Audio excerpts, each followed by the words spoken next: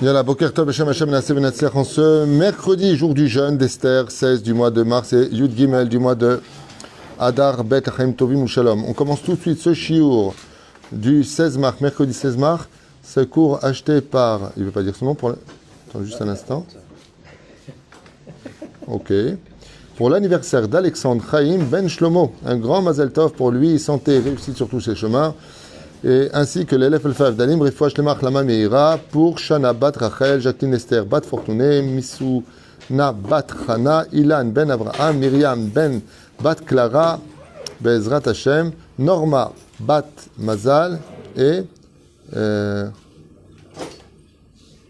Sadzach Chadzal Cha Tova pour le Rav. Ah, Atzlacha peut-être Tova, c'est peut-être ce qui a marqué. Donc il y a Atzlacha Tova pour le Rav Mandi du Bet Rabad de Panama pour une naissance de son fils Bezrat Hashem chez Iskel et Ben Zachar Bakama Hashana Zkut Rabbi Agen Bado Bechol Asher Lo Bracha V'Asacha Bechol Maseh Adav Vechen Yason Lomar Amen. Ken Refoua Shlema pour Aaron Ben Simcha et Chaim Bezrat Hashem. Qu'est-ce qu'ils ont?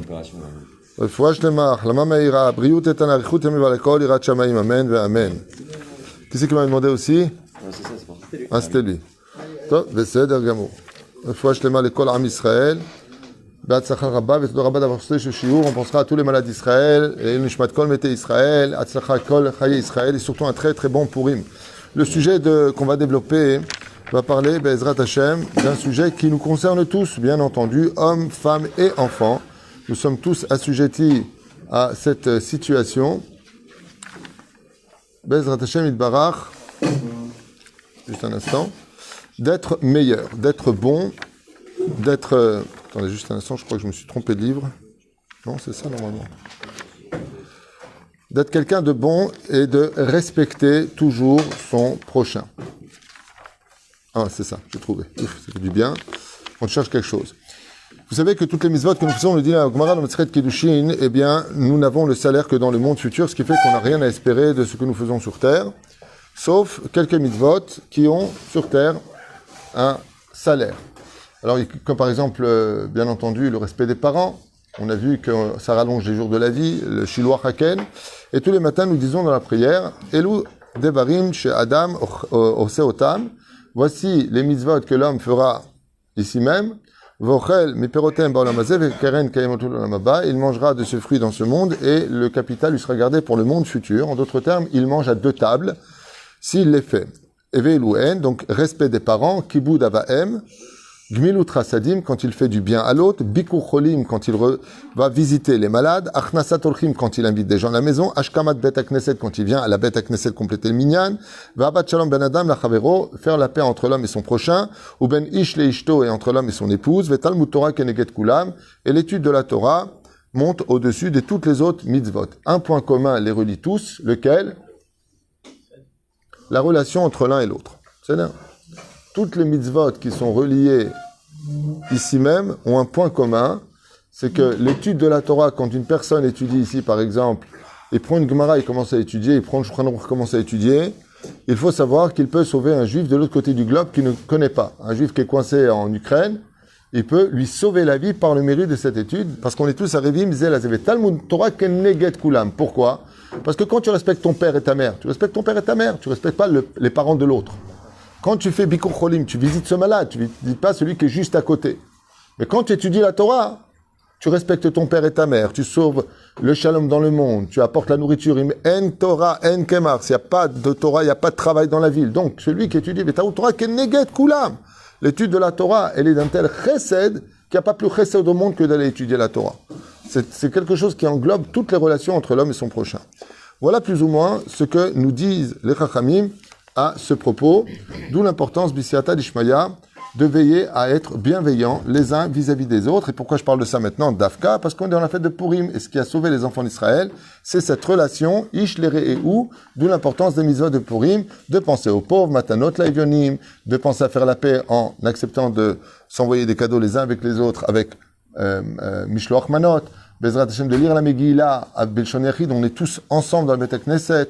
Ce que veut Akadosh Baruch Hu, c'est surtout la hardout au sein du peuple d'Israël. Et c'est pour cela que le fait de faire du bien, Bezrat Hashem, aux uns et aux autres, nous fait prendre conscience que le bien, Baruch Hashem, nous fait aussi du bien. Le fait de faire du bien nous donne une bonne conscience, notre neshama mishta'ashea betoch haguf. Rabbi Nachman dit que quand une personne fait une avera, la neshama, elle est triste et elle se renferme en elle. Elle dit pourquoi tu m'as fait ça? Mais quand on fait une mitzvah, par exemple quelqu'un t'a vraiment énervé, tu avais toutes les raisons de lui répondre, il te parle mal, il a aucun respect pour toi, ok? Et tu souris à cela et tu lui dis avec une blague, on va faire à la tunisienne, toujours aussi lourd toi. C'est mignon, c'est pas... Quoique c'est déjà un peu répondre quand même, toujours aussi lourd. Ou alors, on va la faire à l'algérienne, t'as vraiment pas changé. C'est plus classe. Plus, hein. Résultat, tu t'es pas énervé. Tu verras que quand tu rentres dans ta voiture, t'es fier de toi. Quand tu fais une bonne action, t'es fier de toi. Il y a quelque chose qui te relève. Et la reine Chazal Ombrim, tout celui qui fait du bien, prend conscience que ça lui fait du bien à lui. La reine, aussi bien dans ce monde, il mange du fruit. La Keren Kayemelut Laolamaba. Alors, je vous ai pris des exemples de ce magnifique enseignement ici. Rabbi Menachem Mendel Miri Minov, il disait comme ça, Amar, Ima Adam Iskor, Kama Utoreach la Asot Ratzon Ishto Ubanav, donc dans la relation entre l'homme et sa femme, si une personne, Bezrat Hashem, se souvient de combien il s'est investi pour son épouse et ses enfants, de les avoir aimés, de leur avoir donné du bonheur, d'avoir été patient, d'avoir été convenant, de dialoguer. Il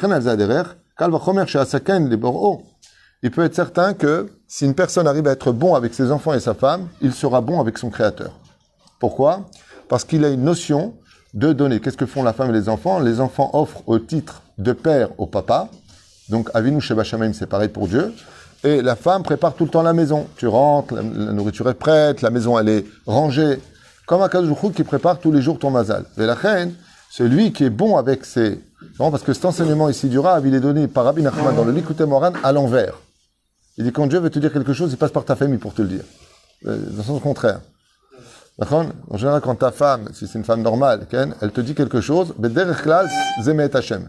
C'est-à-dire que je utilise la femme pour parler... pas quand elle dit fais le ménage, c'est Dieu qui te parle comme ça, non. pas ce genre de choses. Mais pourquoi pas l'aider? Donc, Kavachomer chez Asechen et Bor'o, Vanoï Chazdo, Imo, Bechol Et ou Bechol Rega.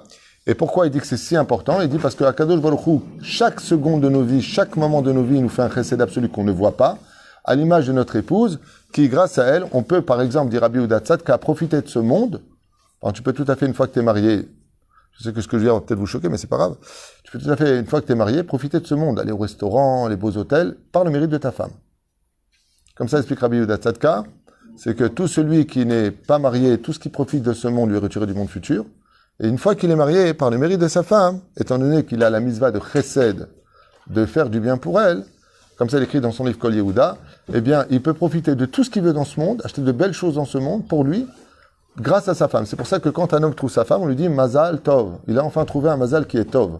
En quoi, et si la femme elle est pas bien, en quoi il est Mazal Tov? Le Mazal, il est qu'il peut profiter de ce monde, et que, bien Enara, de l'autre monde, rien ne lui s'est pris. Pourquoi? Parce qu'il fait du chesed avec sa femme. Quand il achète une belle maison, oh merci, Todarabah, j'adore cette maison, elle est heureuse. Quand il achète une belle voiture, elle est contente, elle se sent en sécurité pour aller faire les courses. La reine, de faire du bien, ish le veishto, entre l'homme et sa femme, la shrina, elle est mishtachat. Elle est très heureuse pour deux raisons. La première, c'est que tu fais du bien, donc ben ish le ishto.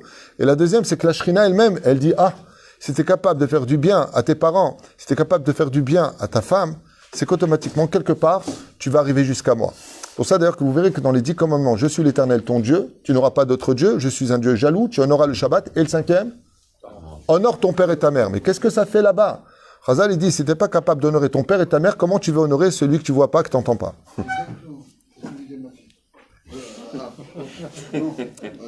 Mais on n'est pas chez Mireille Dumas, tu vas pas raconter ta vie. Exactement, c'est ce que j'ai dit.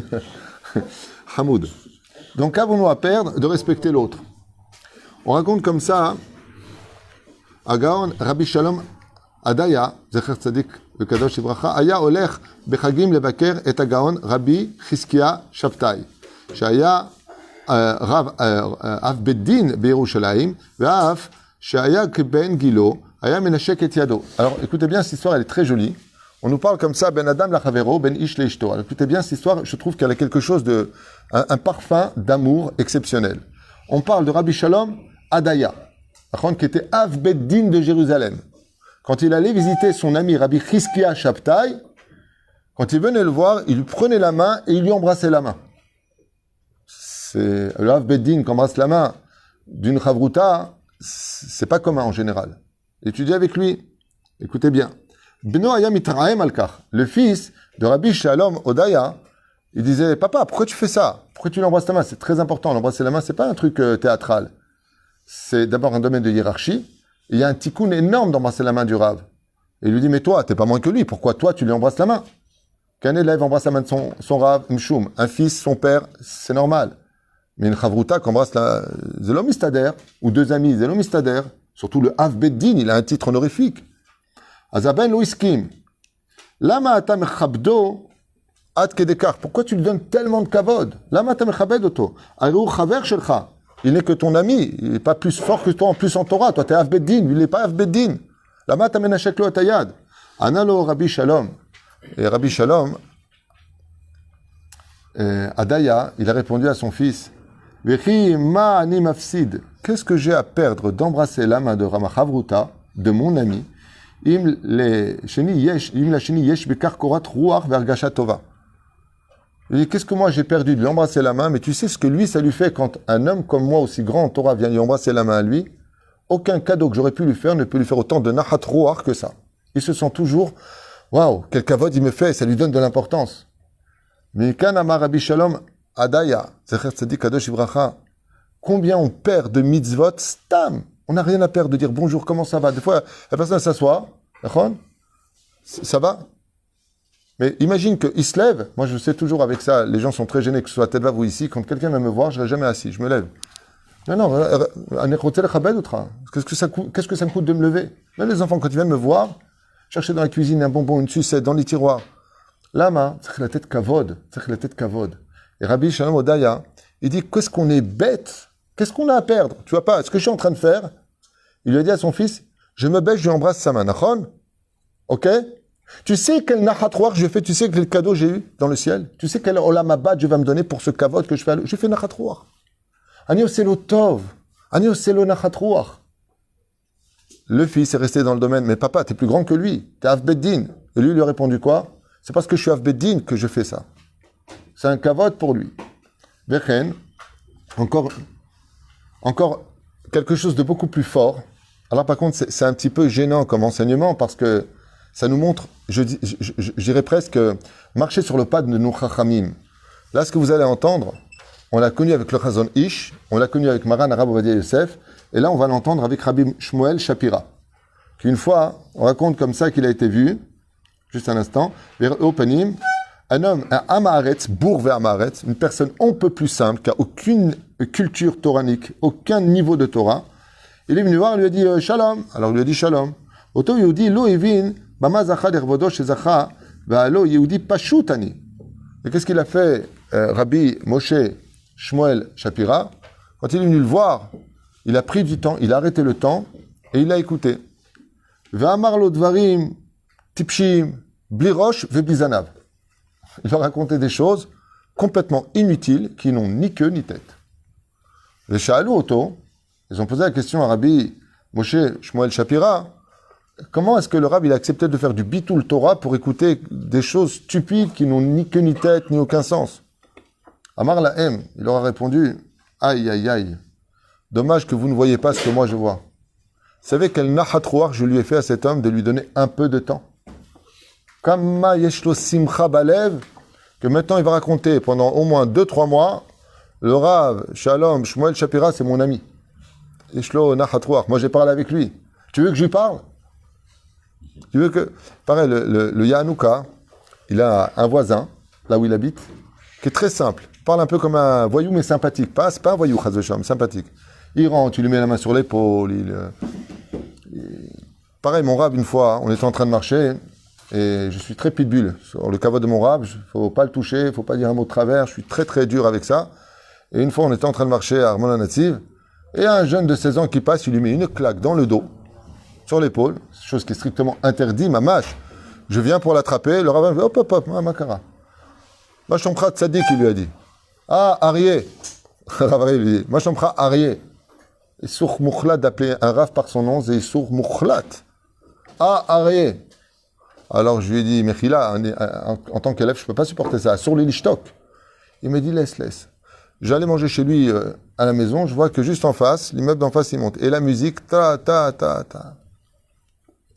Le Ravari, il voit la musique, il le voit par la fenêtre de le salon. Il lui fait comme ça de la main. Il est en train de voir la musique. Tu sais, les trucs de débiles, là, que ça tape plus fort que ta tête, elle pourrait taper. Ouais. 3 ans plus tard, ce même Bachour, il était à la synagogue, à côté du Ravari, avec une kippa, une sheklo et ayad, il embrassait la main. Et tu vois les résultats. Quand tu es patient, quand tu aimes l'autre, quand tu fais ce qu'il faut pour l'autre, tu reçois des fois des humiliations. C'est local. Parce que tu aimes l'autre. 3 ans plus tard, je ne sais pas ce qui s'est passé. Et ce même Bachour, qui a donné une claque, et qui était assis à côté du Ravari, à la Beta Knesset avec sa kippa, et quand il s'est levé, il lui embrassait la main. Ou la mad. Pas du jour au lendemain. Mais il n'a pas du jour au lendemain su faire ce qu'il fallait faire. Il a grandi sans Torah, lui. C'est pas, lui, pour lui, un rave, c'est un copain, quoi. Mazéméchané. C'est Pérouche d'avoir pour lequel, Bezrat Hashem, on doit être patient, tolérant, et prendre toujours du recul. En tout cas, on voit ici que les plus grands d'Israël, ceux qui connaissaient tout le chasse par cœur, ceux qui connaissaient le Shulchan Aruch par cœur, ils avaient une conduite exceptionnellement exceptionnelle. Tout ce qu'ils pouvaient faire pour faire Nachat Ruach, ils faisaient pareil. Un jour, il y a 2 rabbanim qui étaient en train de marcher et ils voulaient voir où est-ce qu'ils pourraient construire une yeshiva. Ils racontent qu'en allant voir où est-ce qu'ils pourraient construire une yeshiva, ils sont passés devant un Bet Rolim. Alors l'un il a dit à l'autre, il a dit, tu as vu cette banque de mitzvot? Le Mazot Omeret, il lui a dit, si toi et moi on rentre maintenant faire Bikur Cholim, c'est une banque de mitzvot. Chaque chambre, c'est une mitzvah. Qu'est-ce qu'ils ont fait? Ils sont montés là-haut, ils sont partis voir les gens. Est-ce que vous avez besoin de quelque chose? Vous voulez qu'on vous apporte quelque chose? Vous avez le droit de prendre un yaourt? Vous voulez qu'on vous prenne une boisson? Refouach Shlema, Shirlama Alot, ils ont fait un Teilim. Ils ont fait 6-7 chambres comme ça, les unes après les autres. Il lui a dit, Echata Margish, il lui a dit, Ahmet, je me sens riche. Les mitzvot sont tellement tapis, tellement faciles. Tu reçois quelqu'un à la maison, Atamechechlo, Baruch Haba, Machamprem, je suis content de vous recevoir. Qu'est-ce qu'on peut faire pour vous? Chiour, surtout Kalva Chomer de Kalva Chomer quand il s'agit de ton épouse, quand il s'agit de tes enfants. Bezrat Hashem, comme je l'ai déjà expliqué, des fois dans cette génération, les enfants, Hashem Ishmor Virachem, on entend des choses terribles. Des choses dans lesquelles on ne savait pas, qu'on n'a pas vu venir. On apprend des choses terribles. Je ne vais pas vous dire de quoi on parle, mais dans tous les sens du terme, dans tous les kivunim. Il y a 2 façons d'agir, condamner, juger, critiquer, ou aider, relever et remonter la personne. Remonter la personne, c'est-à-dire lui dire que la porte est toujours ouverte, s'il a besoin d'aide. Lama, parce que c'est ce que Akadosh Baruch Hu attend de nous. Sheniye Bezrat Hashem Ina Merimim. Vous Pérouche d'abord. Encore une dernière histoire avec Beshkunato Shel Gaon, Rabbi Zondel Kouizer. Et pas de Tunis, hein. Mais Akire Shaya Gar Adam Shelo Alenu Litrav Daato. C'est la même histoire. C'est plutôt plus ou moins la même histoire. Qui venait le voir constamment pour le déranger. Ça me rappelle d'ailleurs ce qui s'est passé avec Rabbi Moshe Feinstein, Zecher Tzadik Kadosh Ivracha, quand est décédé Rabbi Moshe Feinstein, son fils, qui était aussi Rav, est arrivé chez lui, à la maison de son père. Et au mur, il y avait les téléphones d'époque, tu sais, hein? Rabbi Moshe Feinstein. Ken, je sais. C'est pour ça que je parle de lui. Rabbi Moshe Feinstein, Zecher Tzadik Kadosh Ivracha, qui a écrit d'ailleurs Igrot Moshe. Quand il est parti de ce monde, son fils, le vendredi, il est tombé sur un coup de téléphone. Alors il décroche vers les coups de 4 heures de l'après-midi. C'est juste après les 7 jours de deuil. Et il y a une femme qui dit « Shalom, shalom ». Bon, à quelle heure on Shabbat? Pardon? À quelle heure on Shabbat? Excusez-moi, vous savez où vous avez appelé, madame? Oui, chez Rabbi Moshe Feinstein, non? Oui, et alors? À quelle heure on Shabbat? Il me dit, mais je comprends, vous n'avez pas honte. Vous appelez dans la maison du Gaon, d'un des plus grands gdoladors de l'histoire, pour lui demander à quelle heure on Shabbat. Vous ne pouvez pas regarder sur les journaux. Vous n'avez pas à qui demander à côté, juste le Rav Moshe Feinstein. À ce moment-là, il lui a dit, oulala, je ne sais pas avec qui je parle, mais moi je vais vous dire une chose, hein, monsieur. Moi, quand depuis 30 ans, j'appelle le Rav Moshe Feinstein tout le temps, à l'après-midi, le vendredi, pour demander à quelle heure il rentre, il m'a toujours donné l'heure avec un grand sourire, il m'a toujours béni au téléphone. Il a raccroché, il a eu honte. Et je vous demande pardon. Il a raconté son histoire à tout le monde. Moshe Feinstein. Tu l'appelles pour le mot à 40 Shabbat, Bémet. C'est comme si tu appelles. Alors, Rabbi Lubavitch? Ouais, ça va? À 40 Shabbat? T'es là, t'es obsédé. Qu'est-ce qu'il faisait? Il faisait Nachat Ruach. Quand cette femme, elle a raconté que ses amis, comment, à quelle heure en Shabbat? J'ai appelé le Rav Moshe Feinstein, il m'a dit que ça rentrait à 18h30. Tout le monde rigolait d'elle, parce que le Rav Moshe Feinstein va te répondre. Alors, quand tu es un vrai Ben Israël, à toi, avec Koulam. Et on ne se rend pas compte combien on a à perdre d'endurcir notre cœur, de tenir nos principes, et d'être mauvais, et d'élever la voix, et de mal parler. Et combien, disent nos Chachamim, on a tout à gagner, d'être toujours meilleur, d'être toujours gentil, d'être toujours quelqu'un d'agréable à vivre, de quelqu'un, comme je vous l'ai dit la dernière fois, une phrase qui devrait tous nous faire trembler. Béhémet, aujourd'hui, chas v'shalom, tu pars, tu meurs. Hachem ishma v'irachem, ça peut arriver, à tout le monde. Même à moi, ça peut arriver. Lo aleinu v'lo alechem, tout ce que tu veux. Pas moi? Bon, d'accord. Posez-vous une seule question que j'ai déjà posée et reposée. Qu'est-ce qu'on dira de vous après votre départ? Qu'est-ce qu'on dira de vous? Oh, écoute, c'est extraordinaire. Depuis que papa est parti, ça crie plus à la maison. C'est quand même fou. Hein? Qu'est-ce qu'on dira de vous? Zeshela Gdola Meod. Maaseh, avec Rabbi Yitzhak de Berditchev, Zecher Tzadik Kadosh Ivracha, où dans sa ville, il y avait un kamtsan, une personne qui était réputée pour ne jamais donner un shekel. Ni une lyre, ni un délire. Kloum. Kloum. Kloum. Les pauvres venaient le voir, j'ai pas. Il vivait dans un château, digne des Tuileries là-bas. Un truc de ouf. Il avait un carrosse, même les chevaux, c'était des Ferrari. La totale. Il a jamais donné. Il y a des pauvres qui venaient le voir comme ça. Il dit non, j'ai pas. Alors il était connu, on l'appelait le kamtsan de Berditchev.